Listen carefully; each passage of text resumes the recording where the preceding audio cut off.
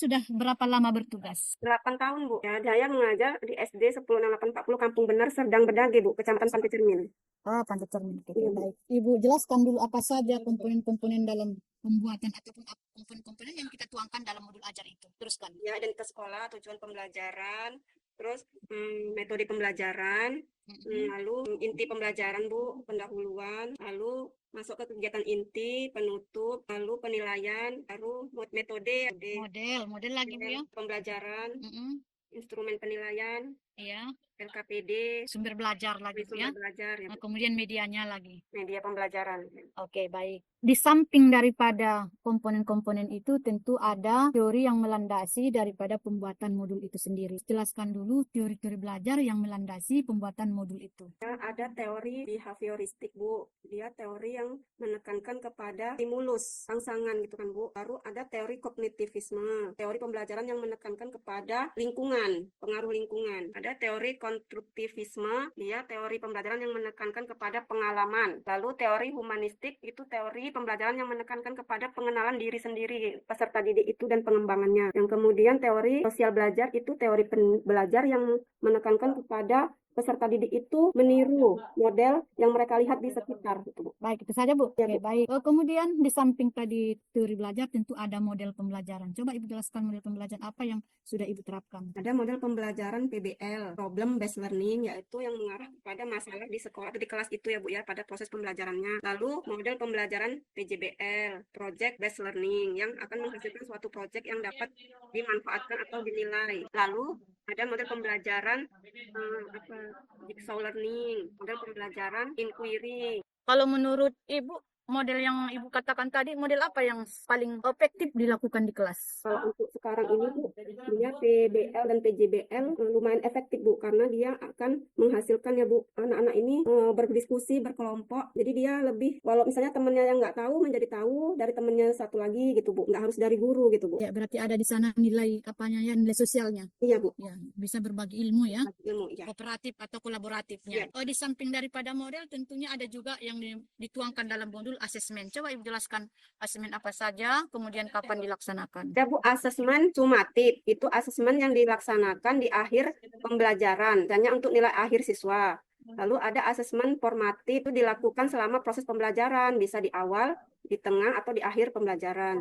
Ada juga asesmen diagnostik. Diagnostik itu asesmen yang sebelum pembelajaran, Bu. Dia dalam merancang pembelajaran, misalnya kayak pemetaan-pemetaan gitu, Bu. Kalau kita memberikan asesmen, apa sih sebenarnya tujuannya, Ibu? Apa tujuannya itu kita lakukan? Untuk memberi nilai ya, Bu, selama proses pembelajaran, atau itu tadi, Bu, mempermudah guru. Kalau yang diagnostik tadi mempermudah guru untuk memberikan pelajaran kepada kemampuan siswa, sesuai kemampuan siswanya gitu, Bu. Ya, berarti secara umum tujuan daripada pemberian asesmen itu adalah untuk melihat tingkat ketercapaian daripada peserta didik itu sendiri ya, kemampuannya, untuk melihat tingkat ketercapaian kemampuan daripada peserta didik secara umum. Yang kedua, untuk melihat bagaimana efektivitas pembelajaran yang dilakukan oleh guru. Jadi melalui asesmen itu, kalau hasil belajarnya rendah, ya sikapnya rendah, keterampilannya rendah, berarti bisa kita berasumsi bahwa proses pembelajaran yang diberikan oleh guru belum efektif. Gitu, Ya, jadi secara umum ada dua yang mau kita lihat. Melihat bagaimana tingkat ketercapaian daripada kompetensi peserta didik. Yang kedua, untuk melihat bagaimana tingkat efektivitas pembelajaran yang diberikan oleh guru. Baik, kemudian selanjutnya asesmen itu yang diberikan oleh guru itu seharusnya berlandaskan ataupun berbasis daripada HOTS. Coba kamu jelaskan dulu apa itu yang maksud dengan asesmen berbasis HOTS. HOT itu dari kata artinya ya, Bu, Higher Order Thinking Skill ya, berarti kemampuan peserta didik dalam berpikir tingkat tinggi gitu kan, Bu. Jadi penilaian asesmennya itu biasanya tentang menganalisis. Biasanya itu yang level C4 gitu, Bu. Mengevaluasi C5 dan mengkreasikan yang level tinggi C6 gitu, Bu. Apakah menurut Ibu C4 sampai C5 ini di segala kelas di SD ini bisa dilaksanakan? Yang saya amati belum bisa, Bu. Itu yang bagian mana yang bisa diberikan itu? Di kelas berapa? Di kelas tinggi, Bu. Kelas 5 dan kelas 6 itu udah mulai bisa, tapi untuk beberapa siswa aja, Bu. Nggak semua siswa bisa, Bu. Kalau kita menekankannya itu bisa di kelas 4 ya, Bu. Karena kelas 4 itu sudah mulai kelas tinggi. Kelas 4, kelas 5, kelas 6. Sebenarnya sudah bisa kita laksanakan ini asesmen berbasis HOTS. Itu berbasis HOTS sesuai dengan itu kata-kata operasionalnya, Bu. Jadi C4 itu ada kata-kata operasional yang kita kita berikan. Evaluasi juga ada kata-kata operasional yang kita berikan di dalam tes. Kemudian mengkritisi atau kreasi ada kata-kata operasional. Jadi sebenarnya bisa kita berikan kepada peserta didik yang kelas tingkat tinggi, mulai dari kelas 4 sampai kelas 5 ya, berbasis HOTS ini. Tapi kalau kelas 1 dengan sampai kelas 3 tentunya karena mereka masih tahap pengenalan konsep, tentu kurang kurang efektif kita berikan. Ya baik. Selanjutnya di dalam proses pembelajaran tentunya sebagai seorang guru itu harus bisa memadukan pembelajaran dengan pembelajaran berbasis teknologi. Coba dulu Ibu jelaskan pembelajaran teknologi yang Ibu lakukan, berbasis teknologi yang Ibu lakukan. Pelajaran yang pernah saya lakukan berbasis teknologi itu Bu, saya membuat instrumen game-game atau kuis-kuis gitu dengan word wall gitu Bu ke anak-anak. Kalau itu kan Bu mengevaluasi word wall, mengevaluasi memberikan tes. Sebelum tes kan tentunya kita harus memberikan penjelasan. Memberikan penjelasan itu Ibu menggunakan berbasis teknologi. Teknologi apa saja yang diberikan? Video pembelajaran Bu yang fokus dan laptop itu Bu. Video pembelajaran itu saja Ibu. Pakai YouTube juga Bu. Menghadirkan misalkan PowerPoint melalui Google, Iya Bu, melalui Google, ya melalui Google Meet atau melalui WhatsApp, itu semua kan namanya pembelajaran sudah menggunakan teknologi. Yang dilakukan Ibu. Udah Bu. Berikutnya, di dalam kegiatan P5 PPRA itu seharusnya Ibu sudah memberikan kegiatan apa saja yang Ibu berikan, dan kemudian konsep-konsep nilai apa yang ditanamkan dalam kegiatan itu. P5 PPRA saya sudah menerapkan tema tentang kearifan lokal, terus yang menampilkan makanan tradisional gitu Bu. Saya pernah buat itu rujak, terus es cendol, terus ini nasi urap gitu pernah Bu. Jadi kalau misalkan pembuatan tadi kearifan lokal berupa makanan, tujuannya itu apa? Maksudnya apakah makanan yang dibuat oleh peserta didik atau kegiatan kita ini bisa menjadi ada nilai jualnya? Jualnya kayak ke wirausaha. Misalnya es cendol tadi kan Bu, dijual gitu kan ke teman-temannya, itu menjadi tema wirausaha gitu Bu. Cuman ada yang enggak, itu untuk memperkenalkan mereka Bu. Kayak misalnya es cendol itu kan udah diklaim sama luar negeri bahwasanya itu minuman Singapura. Jadi saya memperkenalkan masalah yang ada di sosial media saya upkan ke anak-anak, biar anak-anak itu tahu bahwasanya cendol itu ini loh makanan khas daerah kita yang berasal dari Jawa. Di apa Bu? Di folder. Oh, bukan ada di YouTube. Di YouTube saya gitu Bu. Di YouTube saya. Bukan di YouTube apa? YouTube. Oh, ada Bu, di berita saya lihat Bu, di salah satu TV lokal lagi viral es cendol itu dari diklaim ya, dari satu YouTube, salah satu televisi Bu. Oke lah, baiklah. Kalau nggak salah Kemudian TV One Bu. Iya.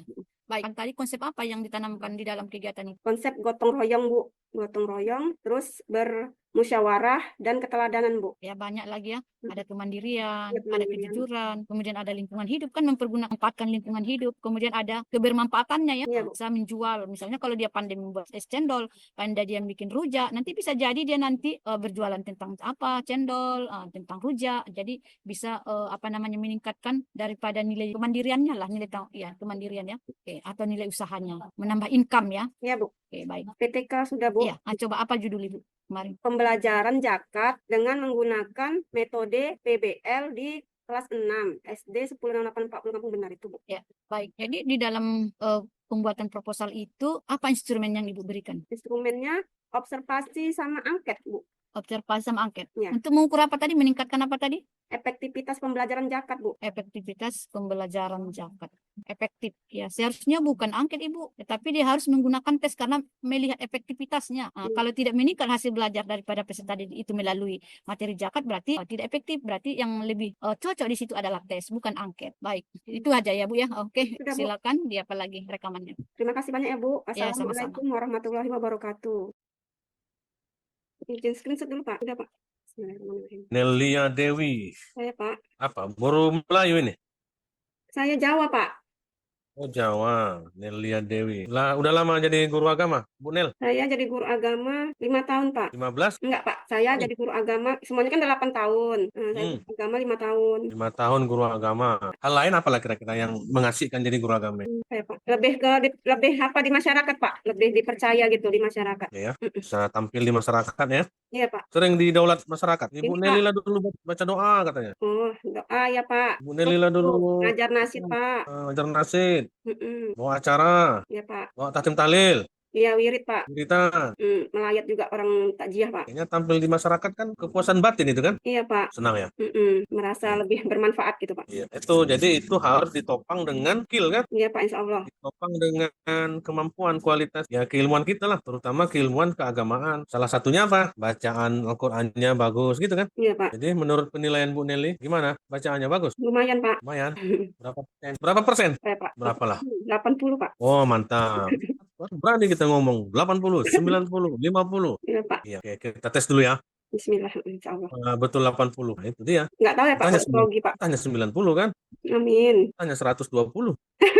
Mudah-mudahan, Pak. Oke, baik. Cobalah ada Al-Qur'annya di situ. Ada, Pak. Cobalah baca. Al-Baqarah lah dulu dibaca. Panjang Al-Baqarah lagi ya, tadi. Pak. Ini, Pak. Ya. A'udzubillahi minasyaitonirrajim. Bismillahirrahmanirrahim. Alif lam mim.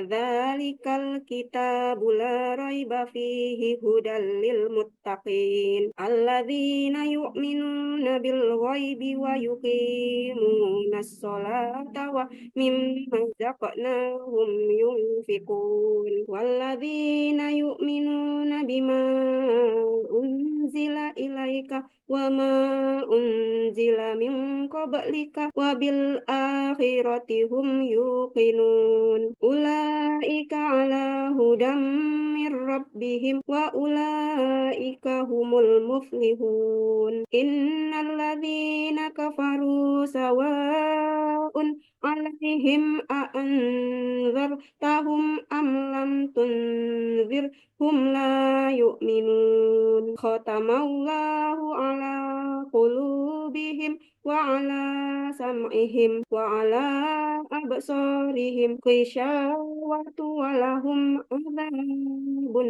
azim wa minan nasi man yaqulu amanna billahi wa bil yaumil akhir wa ma hum bimu'minin. Udah. Shadaqallahul azim. Oke, tadi kau bilang berapa? 80? Iya, Pak. Gimana, Oh, Pak? tambahlah 90 lah ya.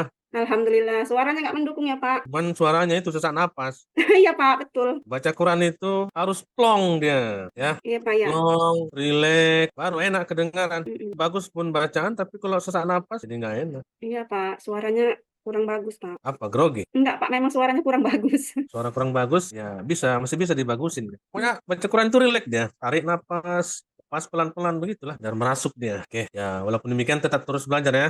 Insya Allah, Pak. Sekarang belajar Al-Quran tanpa guru bisa? Ada guru YouTube-nya? Bisa. Ada, Pak. Dibuka aja YouTube Imam Sudais baca Al-Quran. Mulutnya nampak sambil didengarkan sambil memperhatikan gerak mulutnya di mana huruf-huruf itu keluar. Ada itu. Ya, Nel. Iya, Pak. Insya Allah, Pak. Oh, Nel ya. Saya, Harus Pak. rajin belajar. Ya, biar tambah lebih baik bacaannya kan. Iya, Pak. Nggak enak baca Quran kalau susah napas. Iya, Pak. Pengetahuan tulisannya gimana? Bagus. Penulisan agak kurang, Pak. Nah, ini kelemahan kalian semua ini. Dari tadi tulisannya nggak ada yang bagus. Cara Iya. nulisnya pas kayak anak SD. Guratan-guratannya pun kaku. Kenapa? Karena nggak terbiasa ini menulis-nulis Arab. Kebanyakan ngetik-ngetik TikTok ya kan? Enggak, Pak. Enggak ada titik saya, Pak. Oh lah, ngetik-ngetik IG, Enggak ada, Pak. Cuma Facebook, Pak. Facebook, itulah. Jarang megang pulpen sekarang guru. Megang pulpen, nulis-nulis. Murid pun kayak gitu. Baik. Cobalah ambil dulu kertasnya dan pulpennya. Kita tes dulu. Dah, siap? Iya, Pak. Kau tulis apa yang kuucapkan ya. Dah, oke. Uridu. Ana uridu. Uri, Pak. Dengarlah, pokoknya tulis yang ucapkan. Ana uridu Iya, Pak. ana uridu an azhaba azhaba Iya, Pak. ila Jakarta. Di Jakarta, Pak. Ya, ila Jakarta. Dah, sahibi godan insya Allah. Godan ya, Pak. Godan ya. Dah, tampilkan di layar biar aku tengok. Ya. Tunggu ya, Pak. Apa saya pakai backgroundnya dulu? Ya, tunggu ya. Tahan dulu, tahan. Ananya betul. Oridu salah. An azhaba salah. Ila Jakarta, ilanya pun salah. Ma'anya salah. Sohibi salah. Godan salah. Salah sudah, tutup. Kenapa bisa salah? Saya memang nggak pandai bahasa Arab, Pak. Tapi kan ada rasa itu. Kalau ucapkan ana, berarti hamzah pakai nun, pakai alif, ana. Uridu, masa nggak terbayang? Uridu, apa ini? Uridu, uri, alif, tambah roh, tambah yamati, tambah dal. Kan gitu. Uridu, an azhaba, an, Ya, Pak. alif. Ya, Pak. Udah lah, pokoknya perbaikilah salah itu. Ya, Pak. Saya ingin tahu aja. Oke, belajar lagi ya, Nel. Ya, insya Allah, Pak. Guratan-guratannya pun masih kaku. Kenapa kaku? Lantaran nggak terbiasa. Cobalah kau ngajar agama kan, nulislah di papan tulis. Oh, cantik tulisannya. Wih, mantap kali tulisan Ibu Nelly, kata muridmu. Waduh, rasanya Iya, Pak. lope-lope keluar di kepala kita kan. Senang nggak dipuji murid? Bangga, Pak. Iyalah, caci murid. Menyedihkan ya kan. Iya, Wih, Pak. jelek kali tulisan Bu Nelly katanya. Macam cakar ayam. Rasanya pingin jewer. Oke, perbaiki ya. Ini, Pak, insya Allah, Pak. Biasakan aja nulis-nulis sambil duduk-duduk waktu senggang, nulis Al-Fatihah, nulis Qul Huwallah, nulis lah macam-macam lah. 1000 kali nulis, kok nggak lancar itu? Iya, Pak. Itu memang yang kurang, Pak. Gitulah, dimunculkanlah sikap-sikap itu. Gimana ya? Bisa kita buat janji. Apa tuh, Pak? Ya janji belajar aja. Insya Allah bisa, Pak. Belajar sampai mati kan? Iya, Pak. Karena guru agama ini tanggung jawabnya sampai ke akhirat, ya Iya, kan? iya, Pak. Jadi jangan salah kita sampaikan itu benar-benar, ya kan? Iya, Pak. Ya, Iya, Pak. janjinya. Kalau nggak mau buat janji nggak keluluskan. Apa? Insya Allah, Pak. Janji. Janji, insya Oke, Allah. baik. Oke, baik. Sekira cukup demikian. Assalamualaikum warahmatullahi wabarakatuh. Salam. Allah.